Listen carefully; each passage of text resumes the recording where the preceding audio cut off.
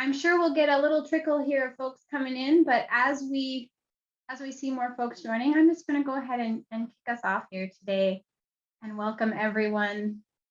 My name's Karina Heim. I'm the Coastal Training Program Coordinator at the Lake Superior Reserve, and I'm here to host and introduce today's webinar, which is called Sharing Climate Science, Lessons Learned from a Climate Change Communicator.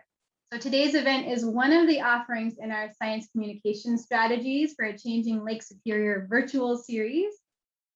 And I looked at the registration list. It looks like we've got folks joining us from Minnesota, Wisconsin, and beyond today, perhaps. So wherever you're joining from and however your role connects to the work of science communication, I imagine we're all here today with a shared interest in the practice of talking about climate change and some acknowledgement of the challenge that can sometimes surround that practice. So our featured speaker today has climate change communication experience to share with all of us, and I'm really excited to introduce Danielle in just a moment.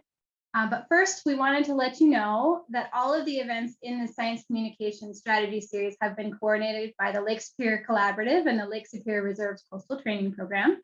So we're two entities that support knowledge sharing and collaboration in the Lake Superior Basin. And my colleague Erin from the Lake Superior Collaborative was really instrumental in pulling many of these events together, and she's here today running things behind the scenes. Thanks, Erin. And you can switch to the next slide there, Erin. The 10 events in this series have centered on building confidence, skills, and new perspectives in science communication. And so after today, we've got just 3 events remaining in the series, and all of the events are still open if you're interested. And there's 2 workshops and a webinar. The 2 workshops have just a few seats remaining in them. So if you'd like to learn more and sign up for any of our remaining events, you can go to that link that's shown on the screen. I think Erin might be able to put that in the chat box in a minute. And that's it for our intro slideshow there. So about today's event, as you probably noticed when you came in, today's webinar is being recorded. So this afternoon, we're inviting you to be present and tune in with your microphones turned off until we get to that Q&A portion after Danielle has finished sharing. We'll be spotlighting Danielle today, so there's no expectation that you keep your video camera on. Well, you can if you want to. There may be some audience polling and interactive moments that pop up during the webinar today, and we invite you to participate fully in that. And we will have some time at the end for Q&A after Danielle presents, and we'll open it up to all of you questions at that time. If a question bubbles up during the presentation and you don't want to forget it, you're more than welcome to put that in the chat box. Danielle won't probably be able to see that while she's presenting, but Erin and I will be gathering up those questions that come in and try to ask those at the end. And you're welcome to reach out to us in the chat box at any time if you're having any technical difficulties. If there's any questions for us right now, feel free to chime in or put those in the chat box. But I'd love to switch gears here now and go ahead and introduce our speaker. All right, Danielle Shannon is here, and she's a staff member at the Northern Institute of Applied Climate Science, or NIACS for short, where she helps land managers cope with and adapt to the challenges of climate change. With an MS from the University of Minnesota in forest hydrology and watershed management, Danielle develops adaptation strategies for forest managers focused on hydrology and the management of forested watersheds. Danielle has collaborated with the Wisconsin Initiative on Climate Change Impacts, which we know fondly as WICCI, around here to develop climate adaptation resources for non-forested wetland conservation and management. And more information on this work can be found at the Climate Change Response Framework's website, which I think Erin might also be able to put in the chat there in a minute. And today, Danielle's presentation will share climate change communication lessons from her experience working in the field of climate communication. So enough from me, Danielle. I'm going to go ahead and turn it over to you. All right. Thank you, Karina, and thank you, Erin, for inviting me to speak here today. I know some of you already who I've looked at, sort of sneaked down the attendance list. So hi to all of you that I've met and hung out with in the past. It's nice to see you again. Okay, so as Karina mentioned, I'm here to talk about climate change communication, and I'll sort of share some tips and tricks and a lot of considerations really to thinking about climate change in your communication. But like Karina mentioned, I'm not an expert in communication. My background is basically in ecology, and that's the work that I do. So, we'll take that with a grain of salt, and so basically the stories that I'll be telling you throughout this presentation will center on the work that I do, which is to work with natural resource managers, and really to connect them with the different climate change information that they're looking for, but also to support them in making decisions that can help them adapt forested ecosystems to climate change. So that's all to say that you're going to see a lot of pictures of forests and probably a lot of examples that are natural resource based, but don't let that stray your thinking when it comes to the world of communication. Okay, so before we start, I want to recognize that some of you are, you have public facing jobs, you're interfacing with the public right now, and you're probably already thinking about climate change and, making that a bigger facet of the work that you do. I'm sure some of you have already tried out communicating to your different audiences on this topic, but I'm sure there's also some of us in the group who just really don't like to talk about it and try to avoid it or just don't really look forward to those opportunities. So, I just want to address that and sort of put it out there that really we all fear like the worst case scenario when we're talking about climate change, right? Like even when we're totally prepared to discuss this topic, we probably imagine this, right? Like just this angry, feisty mob that is going to be waiting for us when we arrive or when we click Zoom. And in the back of my mind, I'm always like, oh, if with a new audience, like what are they bringing to the table? Like, what am I standing in for? Some other um, policy concern or politics concern. But the reality is really much different. More often than not, we're in a time when a lot of people are genuinely interested in the topic. And so when we get out in the world, we get to meet really decent people who are just looking for information to help contextualize what this big problem is locally. And so, I have to remind myself sometimes when I'm speaking to new audiences that this could be the first time that they're hearing that climate change story connected to the place that they care about and the values that really, resonate with them. So, if you're talking to an angler group, like a Trout Unlimited chapter, they're thinking about trout now and the future of fishing and shifting habitats and vulnerabilities to cultural resources, right? These are really big topics that really do hit home when we talk about them. So we don't want to take it lightly, but we also don't want to be afraid of these interactions. I want to say that, of course, there's going to be some level of skepticism and questions, but our role as communicators is really just to reduce that psychological distance between this big global problem and ways that it can impact them at home through our storytelling. So, if you go to sleep now or you log off, that's sort of the key message of my whole talk, really. And also, a big part of this work in this presentation is, like I just mentioned, is to find ways to reduce that psychological distance of this huge problem. Climate change is huge. It's a global problem. Everyone's talking about it from their own perspectives. We hear it on the radio, we hear it on the news, we read it in the newspaper, but it can feel really abstract and intangible, and it doesn't often feel locally relevant. And I get that, it's really easy to feel distant to a problem that is so big like that. And, it can be easy to sort of walk through the woods and totally forget that climate change is happening. And you might even find yourself saying sometimes, well, that's somebody else's problem. But as communicators, we need to acknowledge that the problem is here. It's affecting our lands right now. And we need to start shifting our behavior to start seeing through this climate change lens, this filter that can help us examine and evaluate how climate change affects all the systems around us. So again, take home message if you tune out now, our messaging and communication is really an opportunity to translate research so it has that local context and to help folks see their lands and world through a climate change lens. Okay, so that's the pitch of all the whole idea of climate change communication in 3 slides. So before I move on, I want to stop and introduce myself. I'm Danielle Shannon, as Karina mentioned. I'm based in Houghton, Michigan, on the ancestral lands of the Anishinaabe, Ojibwa, and Sioux people. And I work for the Northern Institute of Applied Climate Science. I'm also staff at the College of Forest Resources and Environmental Science at Michigan Tech University. If you don't know about NIACS, the work that we do is really generally to provide practical information, resources, and technical assistance related to ecosystem management and climate change. We really do work with everybody. Anybody who wants us to be part of that story, we'll take it into consideration and very likely work with you. But most of our work and our niche is to help natural resource managers make climate-informed decisions. Our organization is chartered by several other organizations that includes a nice diversity of perspectives from Indigenous, forest industry, NGOs, and academia. And our group really does act as that boundary spanning organization that brings together all these perspectives to address science and management in the fields of climate and carbon.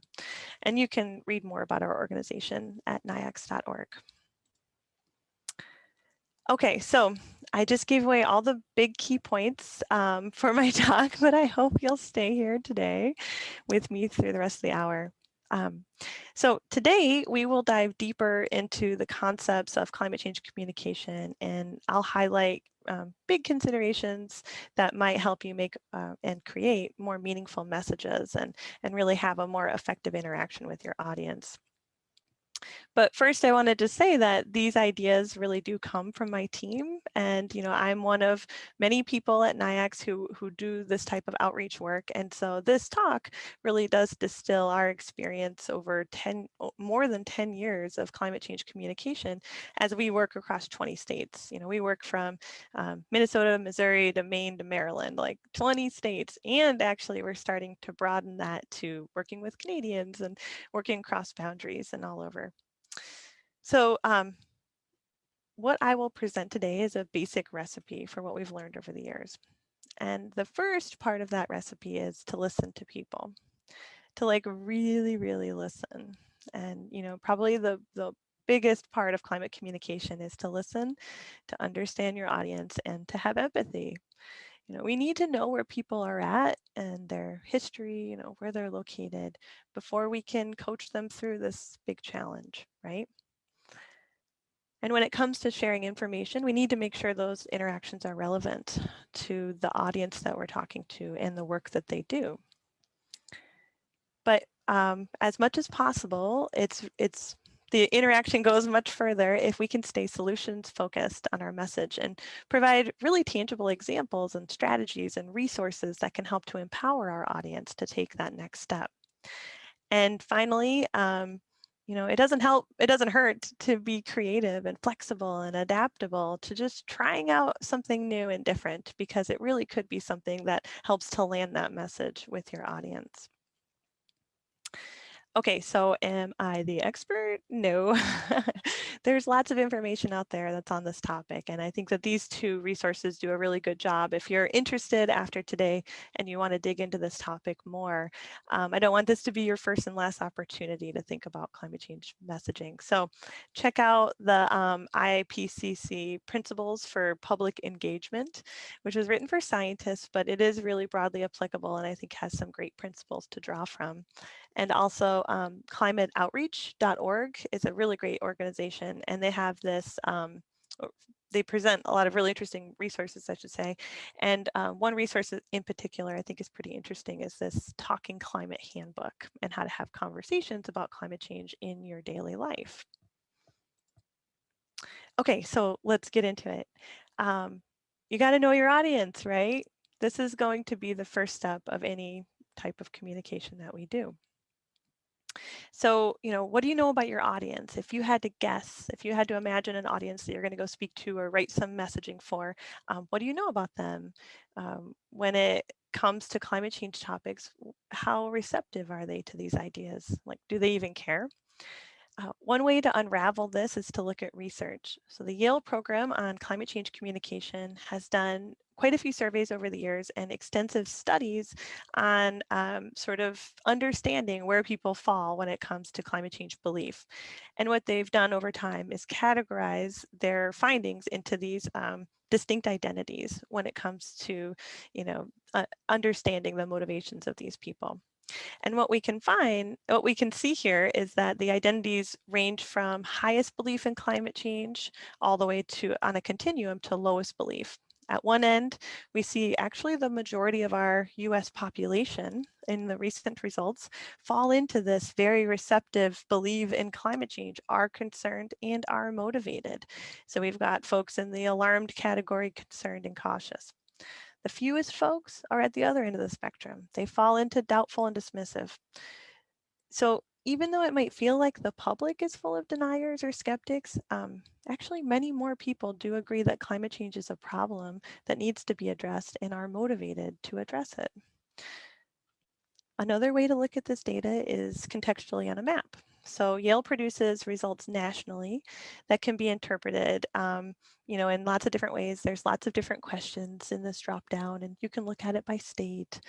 But what I want you to see here is that folks who are most interested in the topic and believe in climate change are in that redder color, and those that are dismissive are in that darker blue.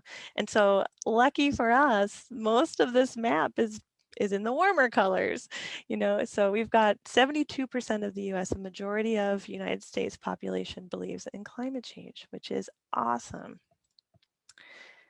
But for many of us, that's great, but we really need to zone in on the place that we're working in. And so one way that you can do that is using this data to zoom in at a county level. So all of the questions that are evaluated at that national level are also presented at the county level for comparison. So here's my county in Houghton, Michigan. And you can see that the majority of residents, because they take a small sample size and they sort of model it out and project it, most of the residents are sort of projected to fall into that believe in climate change category, and actually compares pretty well with the national average. The national average was 72%. But there is a distinct disconnect between global threat and the perception that these impacts will have an effect in my backyard. And you can see that here. 39% of folks actually believe it's happening to them. And this is something that we call psychological distancing. I'll come back to that in a second. So the Yale research provides a great snapshot, but if we dig deeper into the communities and the people that we're working with, we might actually find a different story altogether. And in the world of forest management, research is emerging that suggests that slice of the general US, forest landowners may be even more concerned about climate change than the general public. So as a communicator, this is helping me, right, as I'm creating my materials and I'm thinking of where I need to start that climate change conversation, because I might be talking to people who already are engaged on the topic and might already be well versed in some of the bigger ideas when it comes to climate change. This comes from preliminary research findings by Paige Fisher at the University of Michigan. Okay, so we know that there's a distinct belief in climate change, which is great. Majority of folks, got to keep saying that, it feels good. But there's also a disbelief that those effects are happening locally. And so how do we bridge that gap? How do we overcome this psychological distance to make climate change feel like something that is happening at home? First, when we're thinking about our imagery that we're using, the types of topics that we're presenting, this can go a long way in increasing that psychological distance. How does the distance occur? Well, if these impacts are viewed as distant and far off risks that are affecting other people, it can be misconstrued that it's a problem that will affect them. And folks might start to think it's only a problem that will affect future generations. And so, this distancing does make it hard to imagine, like let's say sea level rise here happening in my area, right? When we use these abstract statements and imagery, it just doesn't apply, and it sort of kicks in that not here, not now mentality. So, I'm looking at this picture and I'm like, I live in Upper Michigan. I don't have to worry about this. I live in the middle of the US. I'm pretty safeguarded from impacts related to sea level rise. It's not my problem. We know that type of thinking isn't productive, but we do know that our own experiences can shed light on how climate change is affecting us at our homes. So reshaping that message so it has a personal spin and reflects past events that we've experienced can help to ground those impacts locally and actually help us visualize what a climate change impact might look like in our place. These examples are drawn from extreme rain events in Ashland County and in my neck of the woods in Lake Linden, not too far from Houghton, back in 2018. So for the audiences that I work with, natural resource managers, that psychological distance may be only one issue that's at play. The folks that I work with are trained to plan for the unexpected. It's part of their jobs to weigh the risks of possible forest health issues like insect pest outbreaks, or to think about the long-term resilience of a forest. Can it cope with drought and flooding based on its location? They're already thinking about all of these ideas. But admittedly, these folks have a lot on their plate. There's a lot of competing priorities to the work that they do. So thinking about climate change is just another drop in the bucket of things to concern. So there's a couple of different reasons why they might not be engaged in this topic. So what are the inroads in? How do we connect and engage with these audiences? Well, we can connect on something that we all care about. We can connect with shared values. What does your audience care about? Why do they care about this place? How can we tell a story that includes climate change, their values, and also promotes action? We need to find ways to center around things that they care about and that common ground that we all share.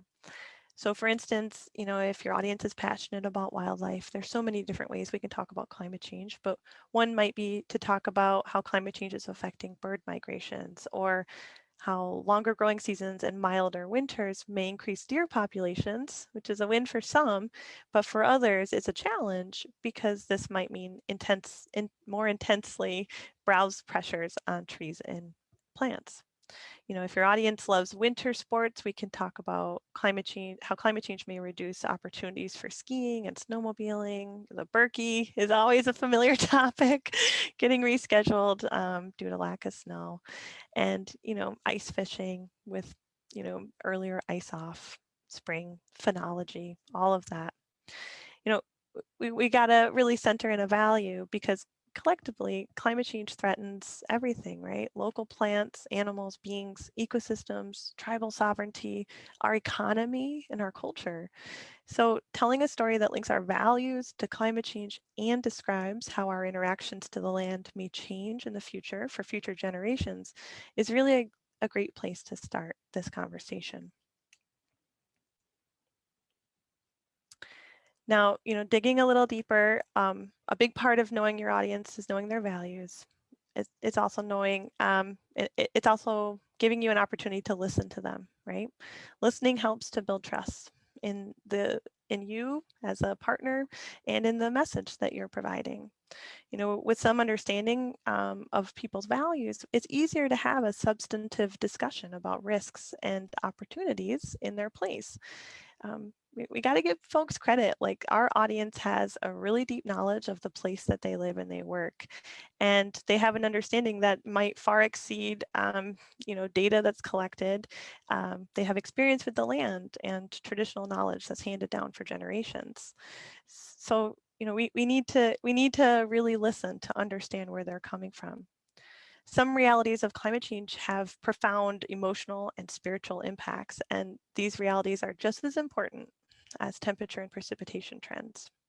They really do define the perceptions of this community to different risks and opportunities. I want to take a second to point out these images. So what you're seeing in the biggest image is ash trees that are banded. And this was taken several years ago in St. Paul. And this is sort of highlighting the trees that needed to be cut due to emerald ash borer. But when we understand this community, when we look back, even not too far back in time, we can see that we might learn that the Twin Cities were all elm trees, and about 90% of all of their boulevard trees. And in the 1970s, they were struck by Dutch elm disease, which just totally decimated whole neighborhoods of urban forest canopy, completely gone. So to help restore the forests, the foresters planted a ton of trees, and about 20% of the total trees in the Twin Cities are ash. And now in 2009, the city was struck with EAB, and now those trees are gone. And, they sort of an approximation of when the cities are done with all their cutting, it could be up to 60,000 trees that will be gone. So, I think that, this quote by the director of the St. Paul Parks and Recreation, Mike Ham, it says, it's been hard and emotional for the community. Yeah, it has. And I'm sure it resonates for generations who have experienced that elm shift, the regrowth, that feeling of prosperity, and then again, they got hit. So we need to be sensitive when we're working with our communities and understand, where they're coming from to truly be able to connect with our messages. So digging even deeper, it's important to recognize that our audience may be already experiencing other stressors and challenges due to longstanding issues related to inequities. And climate change is only exacerbating and amplifying these inequities. So those who are the least responsible for climate change are often the most impacted. And it can get really complex. For example, we just talked about urban tree cover. But urban tree cover is often just generally sparsest in the socioeconomically disadvantaged and historically racially segregated neighborhoods. There's more to this. You got to peel back the onion to understand.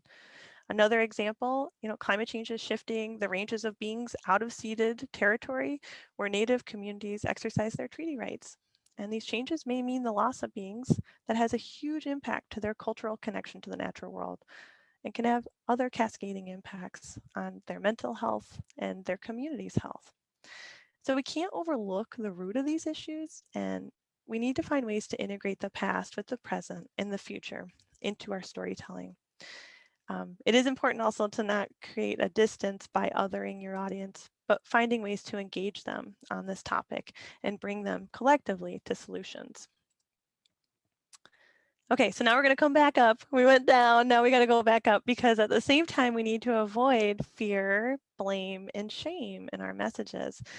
We know that climate change is happening and we have to talk about it, right? We have to. This conversation is just also never going to stop being hard. It's always going to be overwhelming. But when we talk about this issue, it can actually help to break down that isolated, powerless feeling that so many of us are probably feeling. I mean, 72% of folks feel like they believe in climate change is happening, they're motivated, and many of them are alarmed.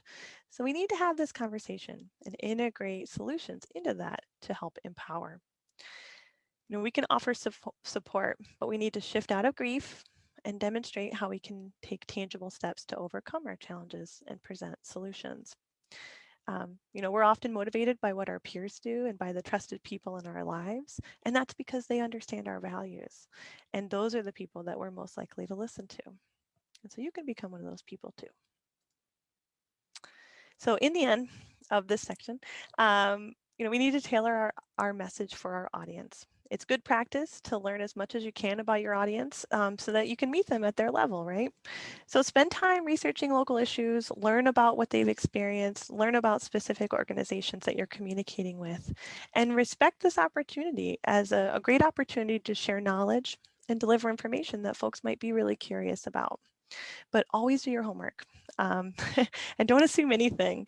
One example I have is being completely scared and totally out of my wits when I had to talk to a group that I don't normally talk to, which are more, agricultural focused individuals. And I was super nervous about the whole thing. But when I walked into the engagement, what I found was a really excited and happy audience, because I was giving them that attention that they really wanted. They wanted to understand the topic. They wanted to ask questions, and they wanted solutions. So I totally assumed the wrong thing was going to occur, and it in fact turned into a really great engagement. So don't assume anything. Okay, so now that we know about our audience, we need to start thinking about telling these stories and integrating science into our new, I'm calling them new climate narratives. How can we talk about climate change in a way that doesn't isolate people and engages them? So first I'm going to talk about, kind of just messaging, and then I'll move into storytelling after that. Okay, so first place is to start with unbiased scientific research. I don't think that needs to be said, but I'm just going to say it. There are many misconceptions about climate change. It's a really complex issue, and we don't want to be part of the problem, right? So we want to make sure that we're bringing to bear unbiased scientific research that can help sort the myths from the facts, right?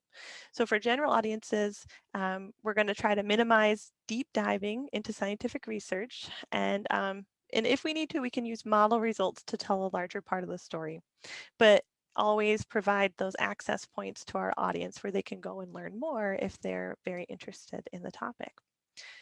But another big idea is to be clear about uncertainty in model results, because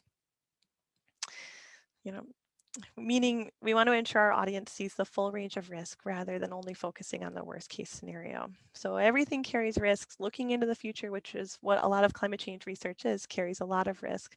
We don't want to minimize the risk, but we don't want to scare folks and make them think that there are no projections for the future. It really is a fine line.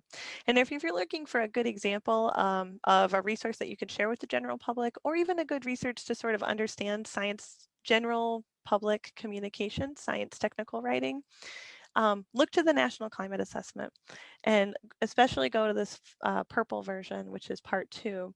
You can find in volume 1 just stacks of scientific information, latest and greatest overview of climate science and findings. But then this volume 2 is more of a narrative, and it's a more approachable version of reading through all of those climate change facts. Okay, so let's start thinking about, a little role playing. If we're thinking about the climate data, how do we present it to the general public or to our audiences? When we're developing these climate narratives, like I said, we need to include uncertainty in our statements. That's because, we don't know the future, so we really don't want to pretend that we do. But we also want to acknowledge that there's uncertainty in everything, and we don't want it to paralyze us, right? We don't know the future on any given day, but we still get out of bed. We don't have a crystal ball, but we do practice living in an uncertain world. We follow daily weather models, we drive, we eat food that might be a little too old out of the refrigerator. We take risks every day. And I think that we should acknowledge that in our audiences, that they know how to interpret and understand risk as well. So tips when we're creating our messages, we're going to present a range of possible futures based on the range of projections. We don't want to focus on the worst case scenario, but we want to show that cone of uncertainty. So show that full range of risk and admit that we actually don't know how severe it's going to get, because those are global decisions that we're making every day as a global community. How much greenhouse gas emissions are we pumping into the atmosphere? We won't know what that endpoint is in 2050, but we have an idea based on where we're going now and what those model trajectories are. As much as possible, avoid a fixed point in time, like in 2032, the climate will be. Like, nobody knows that. And so just don't even go there. Just show a range of years. Just reflect what the model, what the data is telling you. Also, find opportunities to draw on trends that people see and observe now in order to describe the extension of that trend into the future. So intense precipitations will continue to become more frequent. We're experiencing it now. I think folks will understand that relationship. Temperatures in northern Wisconsin are projected, to call it what it is, to increase the range 3 to 9 degrees by late century. Give that time period, with the greatest warming expected to occur during winter, right? You're giving them the information, you're providing the climate science, but you're not bogging them down with too many details.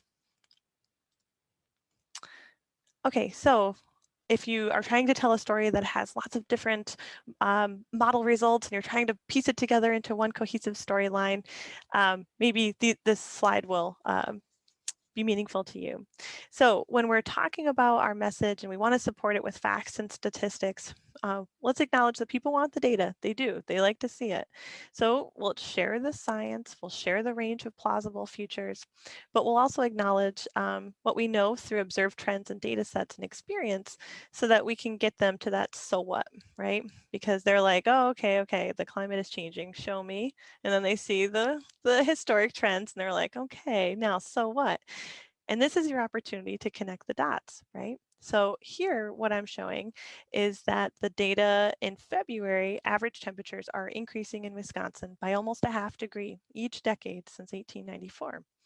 So the question is, what does a warmer winter, earlier spring mean for plant hardiness and growing conditions?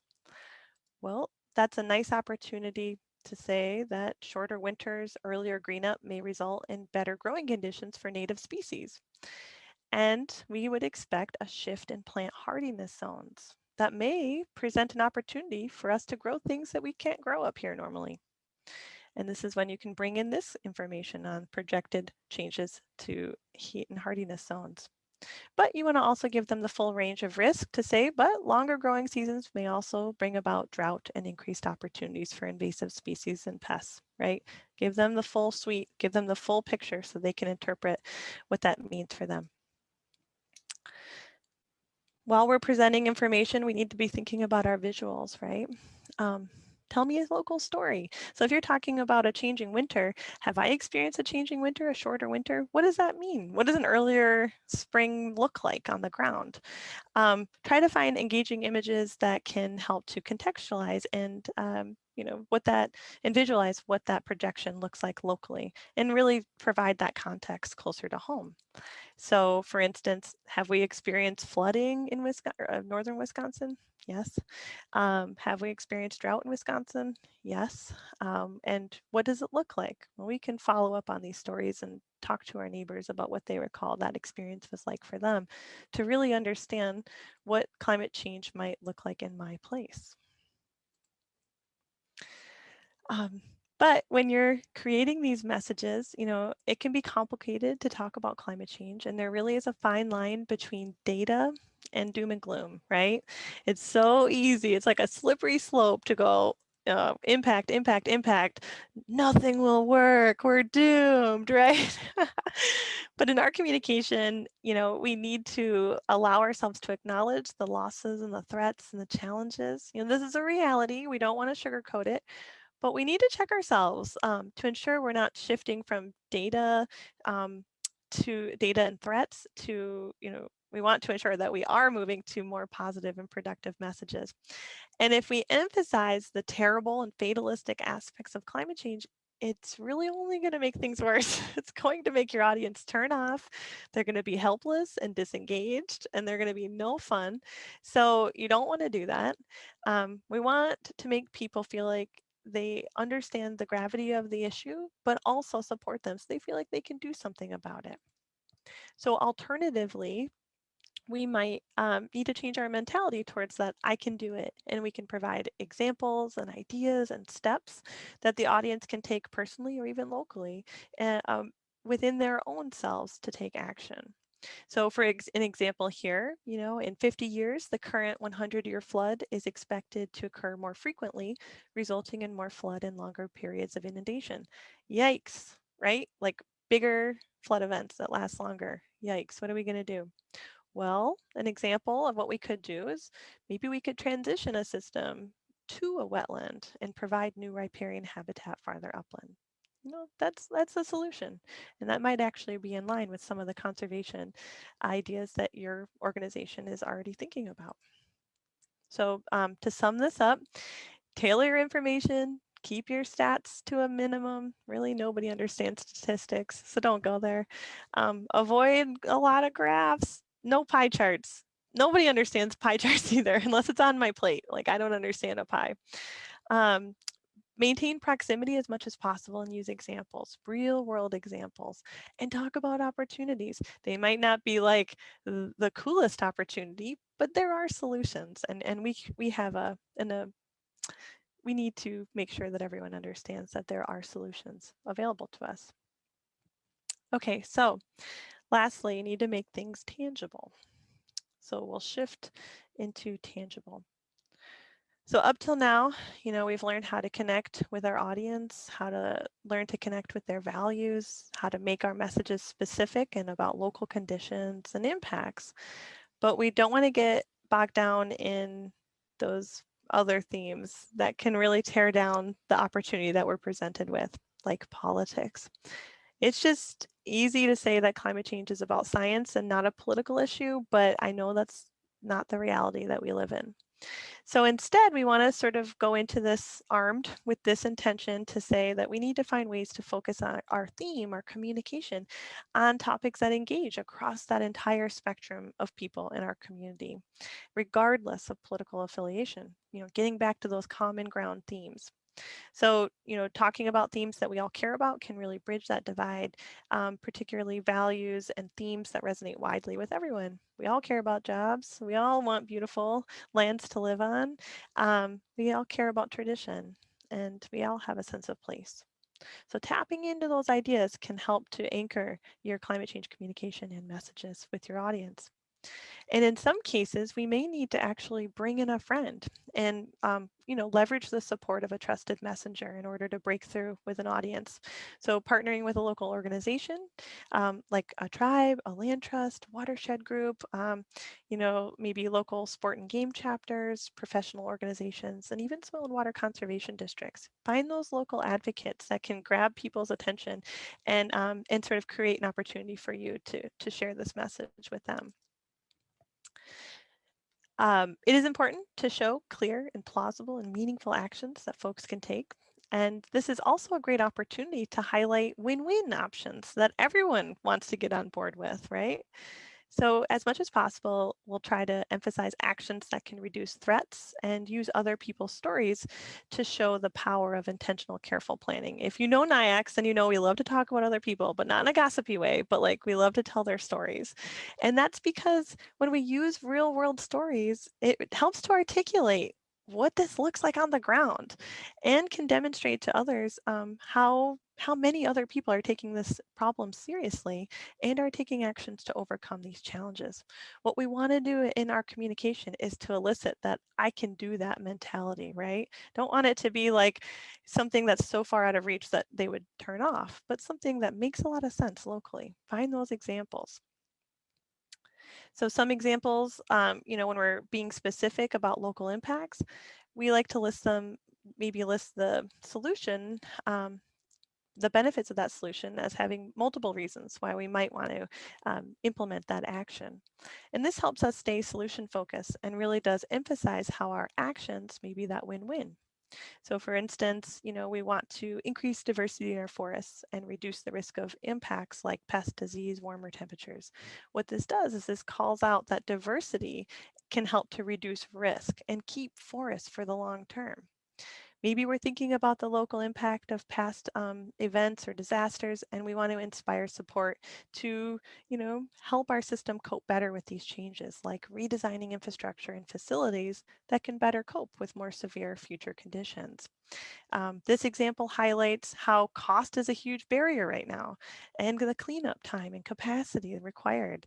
But that if we look forward, we can ensure that our visitors are safer if we move that campground further uphill. So this type of thinking demonstrates not only the benefits of one action, but that win-win opportunity at our disposal that may help to reduce the severity and risk of a stressor and climate impacts over time. Okay, so like I said, I'm going back to visuals again because climate change is super hard and it's really hard to understand in my own brain. It's an abstract global problem. But I want to tell you, say no to hokey graphics. They are silly, right? It is an audience turnoff if you're trying to be serious. And it will immediately increase that psychological distance between this issue and your audience. And, as much as possible, show real people, not stock photos, and use recognizable, locally relevant images as much as possible. We want to find images that's not of a far off land, but really shows that problem happening at home. Okay, so last section, crafting that climate-informed message. So I'm going to shift away from just general communication considerations to really honing in on the bits and bytes that make up a meaningful climate change story or message. So where do we start?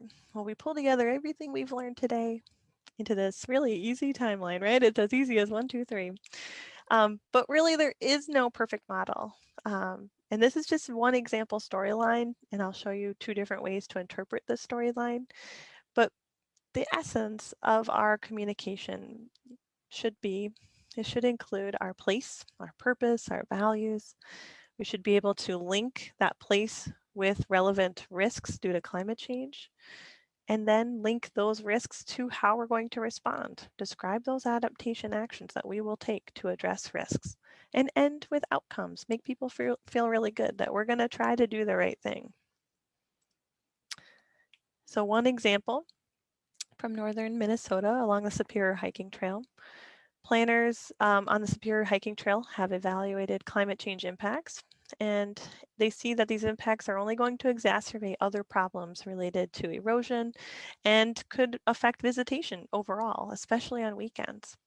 So when they're evaluating the impacts of longer, wetter seasons, they've decided to take steps that will protect visitors' safety by considering soft closures and even visitor redirection to alternate area hikes during those times when it just isn't safe to be in the area. Now, this extremely succinct statement is a great example of a message that includes all of the components of a good climate change story.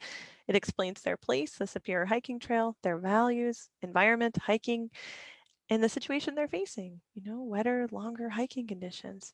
But it also showcases how they're planning to face that problem head on.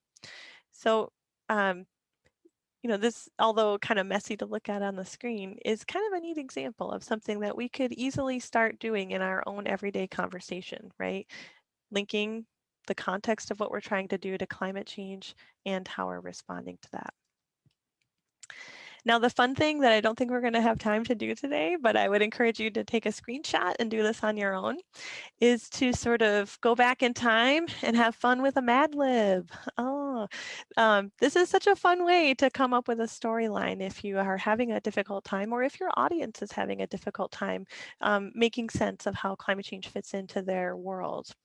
So what I have here is a little storyline where it says here at place, this is where you would say, whatever that place is, we care about, put in the value. We're concerned that climate change will have, one or many impacts, and we plan to do, insert that action, which also provides benefits like one co-benefit, and there's probably two co-benefits, sweeten the deal. So this is a nice opportunity to start practicing how we can even conversationally talk about climate change and not stumble over ourselves. This was created by my colleague Maria Genoviak, and I just love it. But if you're looking for more examples, these are really short examples of how to tell a climate change story. You can go to our website. We know that it is incredibly important to show those clear, tangible actions that people can take in response to climate change. And so what we've done is we've collected sort of climate change stories, real world stories of how people are taking this issue on head on and adapting to different circumstances in different landform types and different ownerships. So many of our stories do come from the Midwest and Northeast. They come from all over. And I would invite you to go check it out and maybe learn something about how somebody else is seeing the world in their area. And like for 2 seconds, I'm going to go through some communication examples. If you're interested to follow up on these ideas, I'm not going to go into too much detail. But if you're interested to see, well, what would a communication handout look like if it was on climate change? And, maybe you want to create a resource that's for private landowners. How do you talk to a private landowner? How would you raise this topic in, any given way? Well, I would say go to our website, check out some examples that we have. We several years ago decided to take on a really cool project where we wanted to support consulting foresters and empower them to have a climate change conversation with private landowners. So we worked with American Forest Foundation and the New England Forestry Foundation to develop a series of different resources that are geared at both the professional and the private landowner. So you can find a fact sheet for private landowners, nice glossy pictures of foxes and stuff, and then a fact sheet for foresters that helps sort of detail and crib some notes and good talking points for them. We also have, a site visit sheet and a checklist to help support that conversation as well. So go check that out. That's a nice example of communication on climate change. Lastly, if you're really interested in this whole idea, I would recommend checking out the Adaptation Professionals, American Society of Adaptation Professionals. So many of the ideas that I've presented today are included in their code of conduct and their living guide to the principles of climate change adaptation. Communication is a bigger part of so many of our lives now, and I would just offer to you that there are people like us who are thinking about these, and you can find some really cool resources on their website to help you engage with professionals or your audiences in your field as well. So the main takeaways from our presentation today is all about meeting people and seeing through their lens, seeing the world through their lens, and helping to build trust, show up, listen, be transparent, be humble, tell it like it is, but, be solutions oriented, help make connections between climate change and real life local issues and topics, like bar none, that's the first thing that you need to do. But, also support engagement by promoting actions and tangible actions. Help reduce the fear. So many of us are kind of fearing what this impact might mean in our world. So you can be that nice gateway that offers the information and the solution. But in the end, whatever they decide to do is their decision. It's their place, their knowledge, right? So we need to respect our role as climate change communicators as well. And that is all that I have for today. Thank you, Danielle. Wow, I really appreciate the perspective that you shared today. And you acknowledge this is really hard work, this world of climate change communication, but you have a really nice way of showing us how to take some of the fear out of that work and out of having climate conversations generally, and helping us see how we can connect to tangible actions when we're speaking with folks. I just found that to be the way forward feels more clear after hearing you kind of put those dots together. So thank you. Yeah, no problem. Yeah, so we've got 7 minutes here before we close out the hour. So you know what I'm going to say next. If there are folks with questions, this is the time to ask Danielle. And I would say, just given the time we have, feel free to come off mute and ask your question, or raise your hand if you're feeling a little shy about it, or put questions in the chat box. I know I have one, but I'm just going to hold for a second to see folks have questions. So got one coming to the chat box here. Whitney asked, can you elaborate on your work with ag professionals? Was it a workshop or presentation? Your most vulnerable moment that both. Whitney, I wasn't sure I was going to share that example, but no, it was good. It was actually in Ashland County, and I was invited by Mary Jo Gingras to present to her board, the Ashland County board, because I don't know if you know, Ashland County is the first county in Wisconsin to the Land and Water Organization to fully integrate climate change information and adaptation strategies into their long-range planning, so into their 10-year plan. So her board was totally supportive, but I was still like, oh, when you slice that general public pie, some ag professionals and some ag folks just aren't as receptive as maybe forest landowners. And so I was a little nervous, but when I got there, I really was. What came to my attention is that it was a very loving group that just had some great questions, and they were looking for information, and they were happy I was there. So really nothing to fear at all. And it was kind of silly that I even feared it. So that's why I shared that example of like, it turned out to be totally fine. We're glad that you shared that. That's a great outcome. I'm sure many of us have felt. Hi, Peggy. Hey, Danielle, how are you? Good, how are you?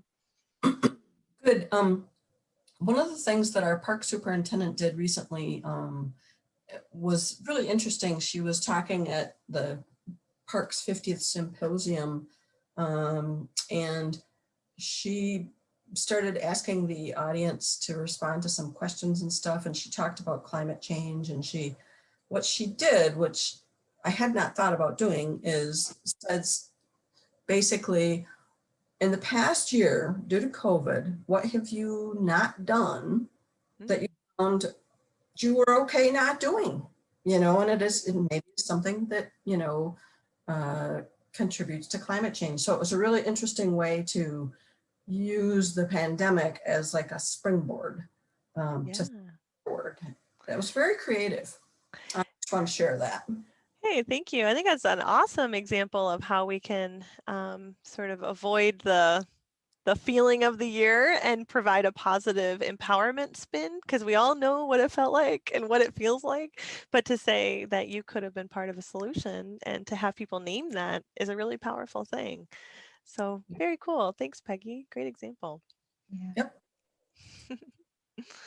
Yeah, there's so many cool examples, even in northern Wisconsin, especially with, I know a lot of people are thinking about how to integrate climate change into interpretive signage, and just a lot of really great steps to work with the community to make sure they're telling the fullest story of, who will be affected, what will be affected, and what that means for future generations. So lots of cool stuff happening up here.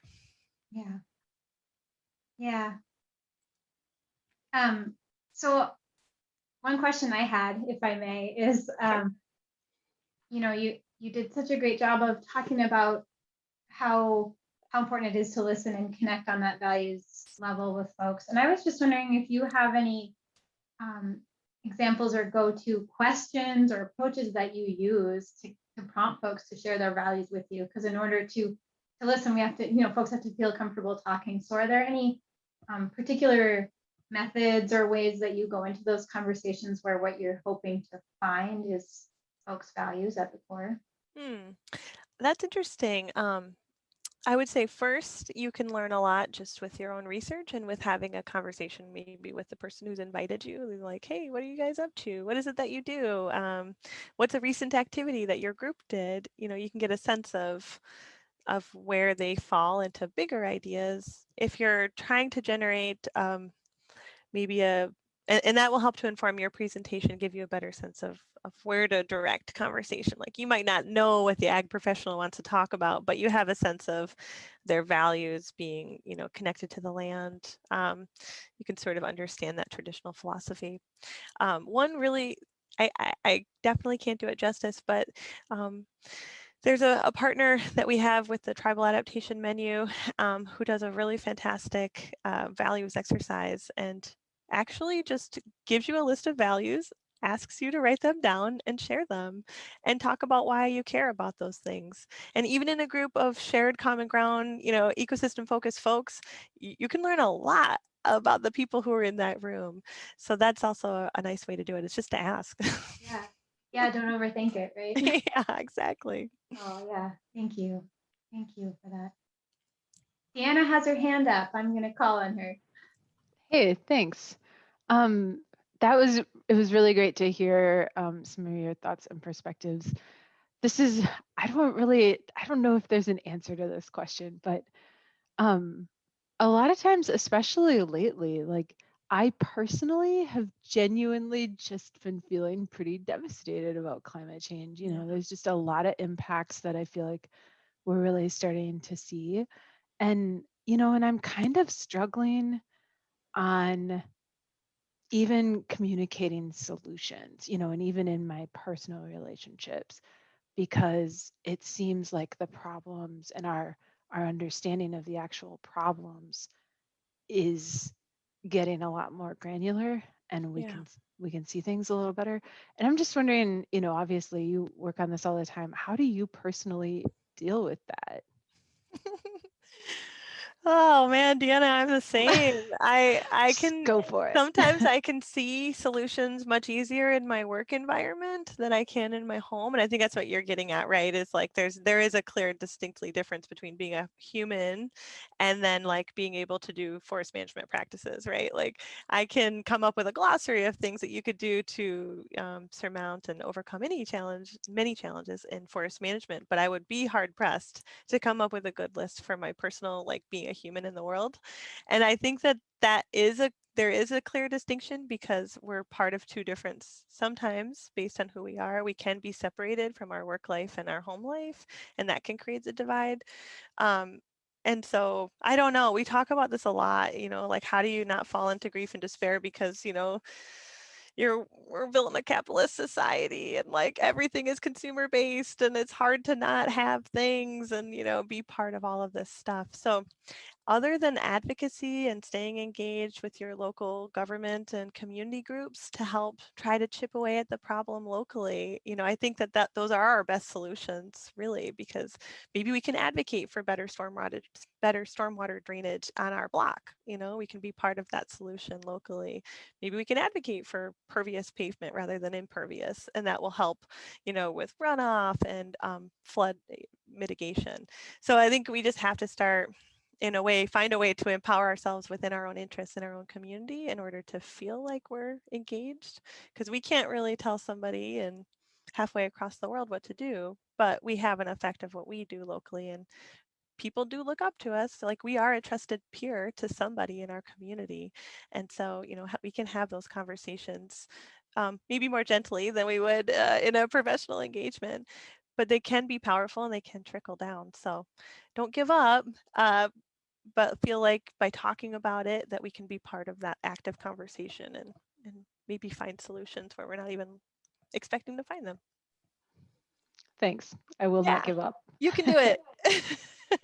Yes, thank you for those words for our personal resilience as well there. Thanks, Danielle. I'm noting the time and noting that we've got to close it out here, but I just thank you so much for sharing your wisdom and your knowledge and experience with us today. So many of us are engaged in this work that is hard, and you have made it seem possible. So appreciate Possible. Okay, not easy. not easy, but possible. Exactly. Thank you so much.